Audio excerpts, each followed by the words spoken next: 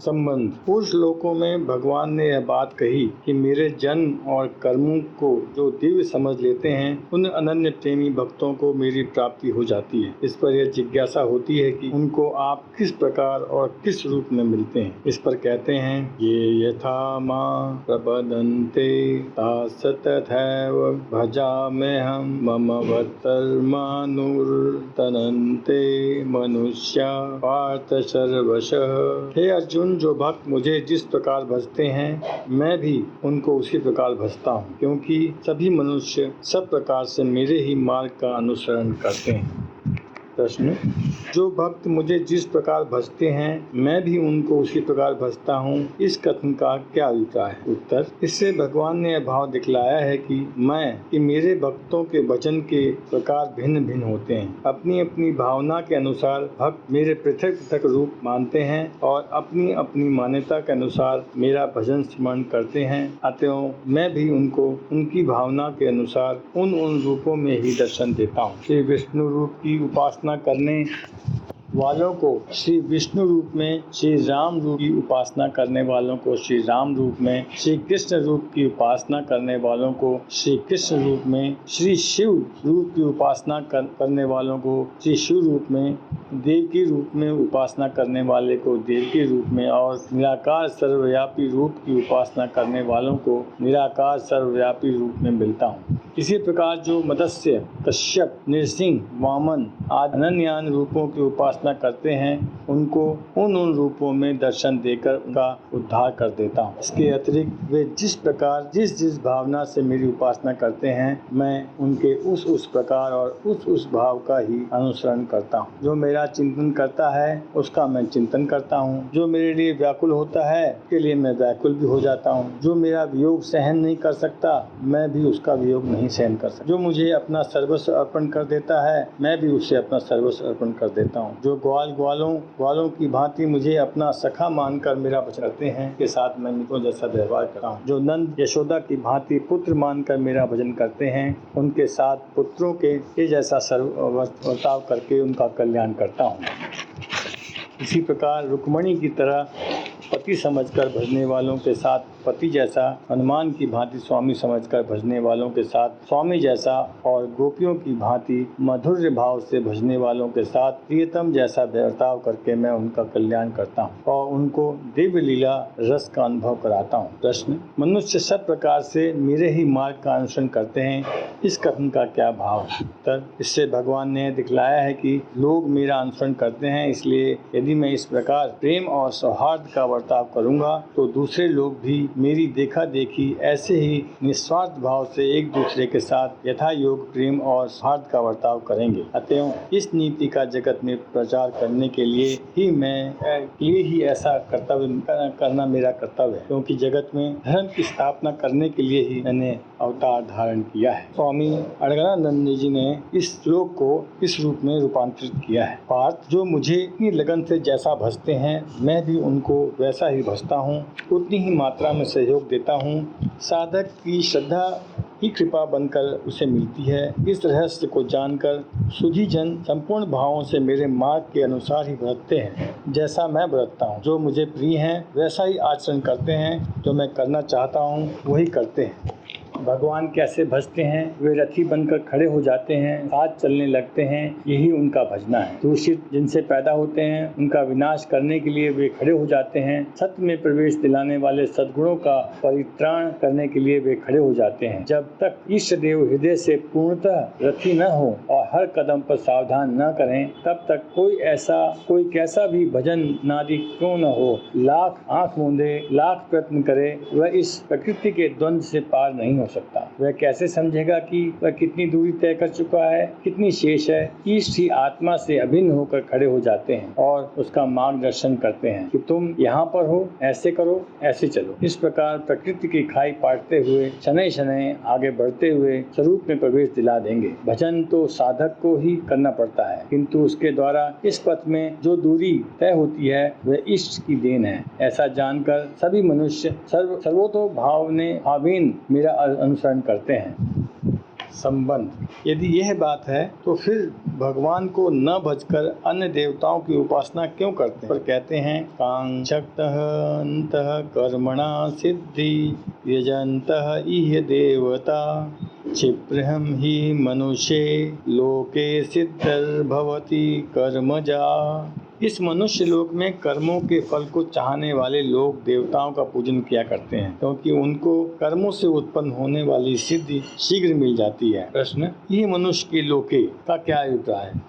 उत्तर, यज्ञादि कर्मों द्वारा इंद्रादि देवताओं की उपासना करने का अधिकार मनुष्य योनि में ही है, अन्य योनियों में नहीं। यह भाव दिखलाने के लिए यहाँ इह और मनुष्य के सहित लोके पद का प्रयोग किया गया है। प्रश्न, कर्मों का फल चाहने वाले लोग देवताओं का पूजन किया करते हैं, क्योंकि उनको कर्मों से उत्पन्न होने वाली सिद्धि शीघ्र मिल जाती है। इस वाक्य का क्या भाव है? उत्तर, इससे भगवान ने यह भाव दिखलाया है कि जिनकी सांसारिक भोगों में आसक्ति है, जो अपने किए हुए कर्मों का फल स्त्री, पुत्र, धन, मकान या मान बड़ाई के रूप में प्राप्त करना चाहते हैं, उनका विवेक ज्ञान नाना प्रकार की भोग वासनाओं से ढका रहने के कारण वे मेरी उपासना न करके कामना पूर्ति के लिए इंद्रादि देवताओं की उपासना किया करते हैं, क्योंकि उन देवताओं का पूजन करने वालों को उनके कर्मों का फल तुरंत मिल जाता है। देवताओं का यह स्वभाव है कि वे प्राय इन बातों को नहीं सोचते और उपासक को अमुक वस्तु देने में का वास्तविक हित है या नहीं वे देखते हैं। कर्मानुष्ठान की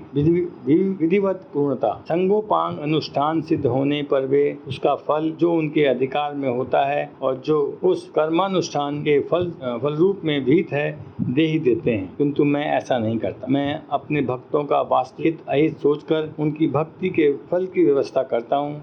मेरे भक्त यदि सकाम भाव से ही मेरा भजन करते हैं तो भी मैं उनकी इसी कामना को पूर्ण करता हूँ, जिसकी पूर्ति से उनका विषयों से वैराग्य होकर मुझ में प्रेम और विश्वास बढ़ा है। अतएव सांसारिक मनुष्यों को मेरी भक्ति का फल शीघ्र मिलता हुआ नहीं दिखता और इसीलिए वे मंदबुद्धि मनुष्य कर्मों का फल शीघ्र प्राप्त करने की इच्छा से अन्य देवताओं का ही पूजन किया करते हैं। संबंध, 9वें श्लोक में भगवान के दिव्य जन्म और कर्मों को तत्व से जानने का फल भगवान की प्राप्ति बतलाया गया। उसके पूर्व भगवान के जन्म की दिव्यता विषय तो भली भांति समझाया गया, किंतु भगवान के कर्मों की दिव्यता का विषय स्पष्ट नहीं हुआ। इसलिए अब भगवान 2 श्लोकों में अपनी सृष्टि रचनादि कर्मों में कर्तापन, विषमता और स्पृहा का अभाव दिखलाकर उन कर्मों की दिव्यता का विषय समझाते हैं। चातुर्वर्ण्य मया दृष्टं गुण कर्मा विभागशः तस्य कर्तारमपि मा विद्यते अक्तारमव्ययम्। ब्राह्मण, क्षत्रिय, वैश्य और शूद्र, इन 4 वर्णों का समूह गुण और कर्मों के विभाग रूप में मेरे द्वारा रचा गया है। इस प्रकार उस सृष्टि रचनादि कर्म का कर्ता होने पर भी ये अविनाशी परमेश्वर को तू वास्तव में अकर्ता ही जान। प्रश्न, गुण कर्म क्या हैं और उनके विभाग पूर्वक भगवान द्वारा 4 वर्णों के समूह की रचना की गई है, इस कथन का क्या अभिप्राय है? उत्तर, अनादिकाल से जीवों के जो जन्म जन्मांतरों में किए हुए कर्म हैं, जिनका फल भोग नहीं हो गया है, उन्हीं के अनुसार उनमें यथा योग सत्व, रज और तमोगुण की न्यूनाधिकता होती है। भगवान जब सृष्टि रचना के समय मनुष्यों का निर्माण करते हैं, तब उन गुण और कर्मों के अनुसार उन्हें ब्राह्मण आदि वर्णों में उत्पन्न करते हैं, अर्थात जिनमें सत्व गुण अधिक होता है उन्हें ब्राह्मण बनाते हैं, जिनमें तत्व मिश्रित रजोगुण की अधिकता होती है उन्हें क्षत्रिय, जिनमें तमो मिश्रित रजोगुण अधिक होता है उन्हें वैश्य और जो रजो मिश्रित तम प्रधान होते हैं उन्हें शूद्र बनाते हैं। इस प्रकार रचे हुए वर्णों के लिए उनके स्वभाव में अनुसार पृथक पृथक कर्मों का विधान भी भगवान ही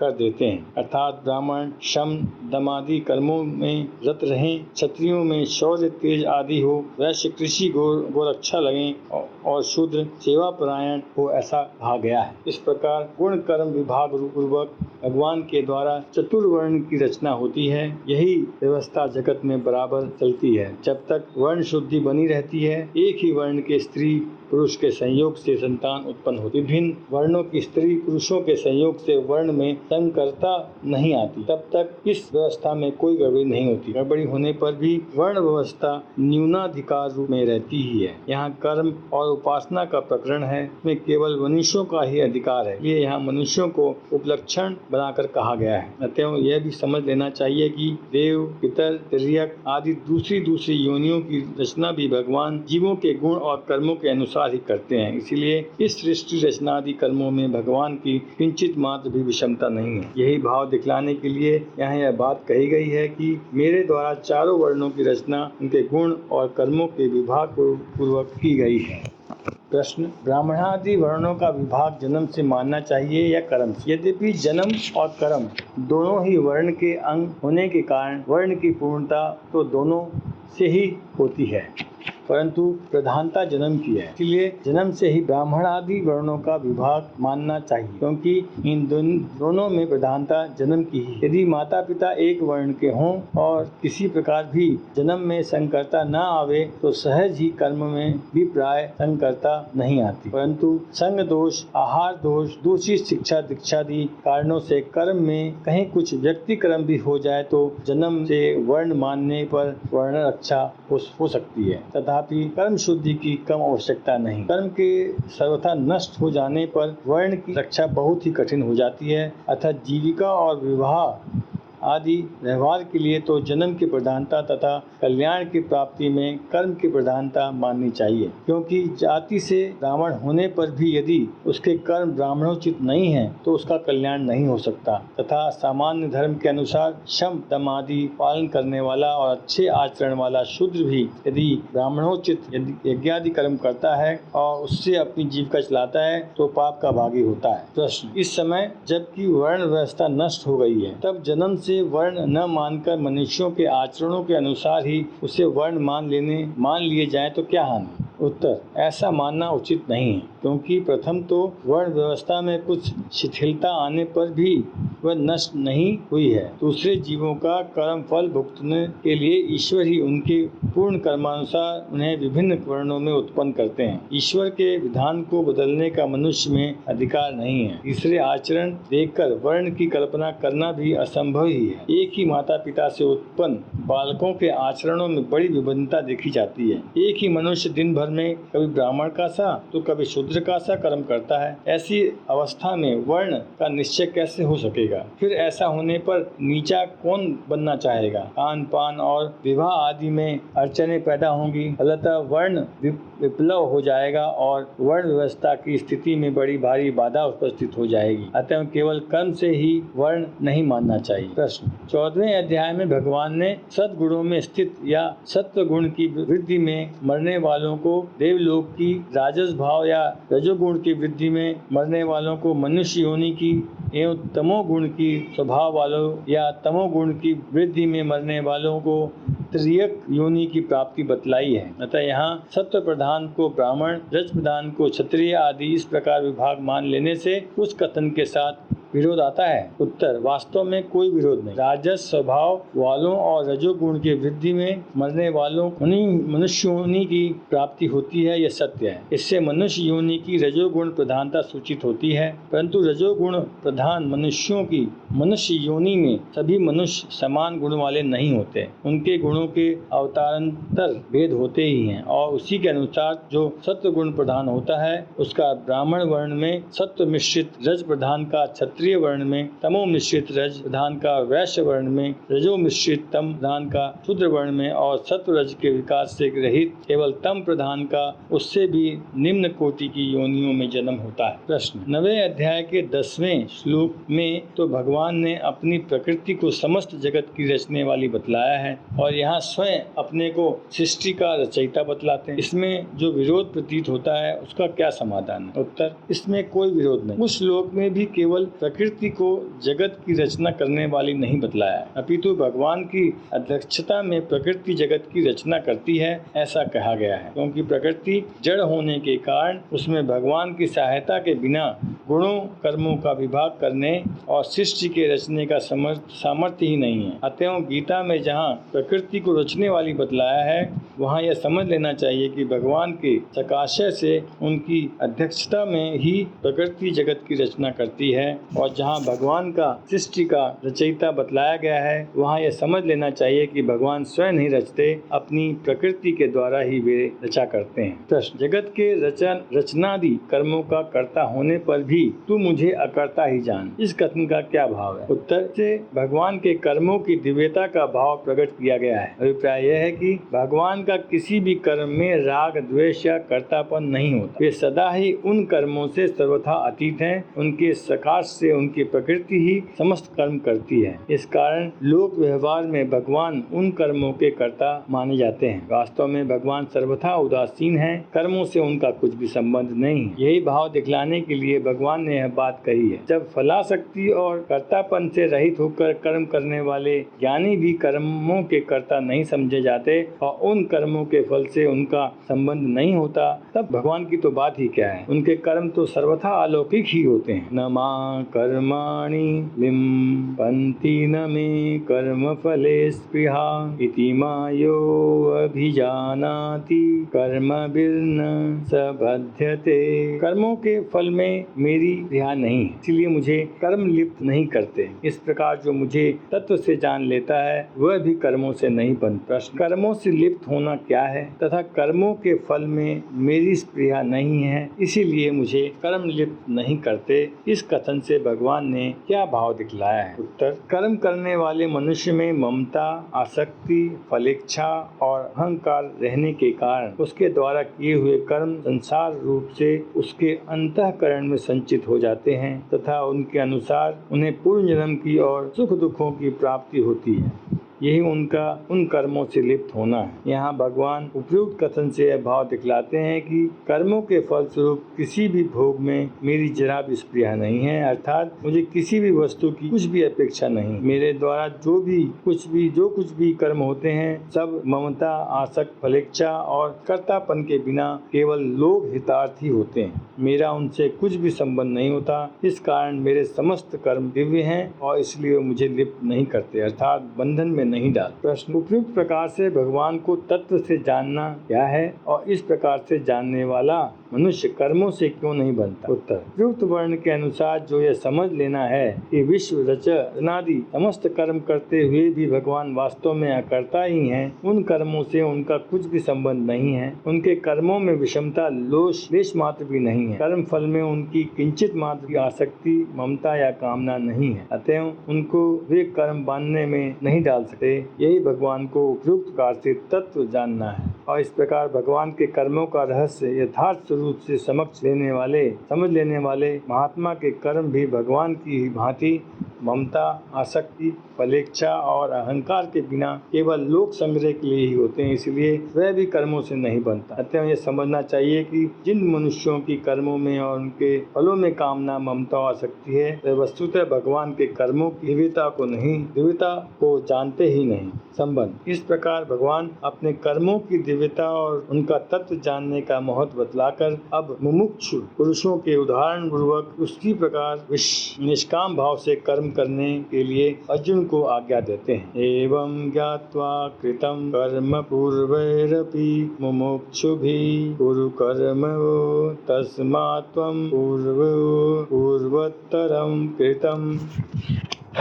पूर्व काल के मुमुक्षुओं ने भी इस प्रकार जानकर ही कर्म किए हैं, इसलिए तू भी पूर्व जन्म द्वारा सदा से किए जाने वाले कर्मों को ही कर। मुमुक्षु किसको कहते हैं तथा पुरुष काल में मुमुक्षुओं का उदाहरण देकर इस श्लोक में क्या बात समझाई गई है? जो मनुष्य जन्म मरण संबंध से मुक्त होकर परमानंद स्वरूप परमात्मा को प्राप्त करना चाहते हैं, जो सांसारिक भोगों को दुखमय और क्षण भंगुर समझकर उनके विरक्त हो गया है और जिसे इस लोक या परलोक के भोगों की इच्छा नहीं है उसे मुमुक्ष कहते हैं। अर्जुन भी मुमुक्ष थे। वे कर्म बंधन के भय से स्वधर्म रूप कर्तव्य कर्म का त्याग करना चाहते थे। अतएव भगवान ने इस श्लोक में पुरुष लोक के मुमुक्षुओं का उदाहरण देकर यह बात समझाई है कि कर्मों को छोड़ देने मात्र से मनुष्य उनके बंधन से मुक्त नहीं हो सकता। इसी कारण पूर्व काल में मुमुक्षुओं ने भी मेरे कर्मों की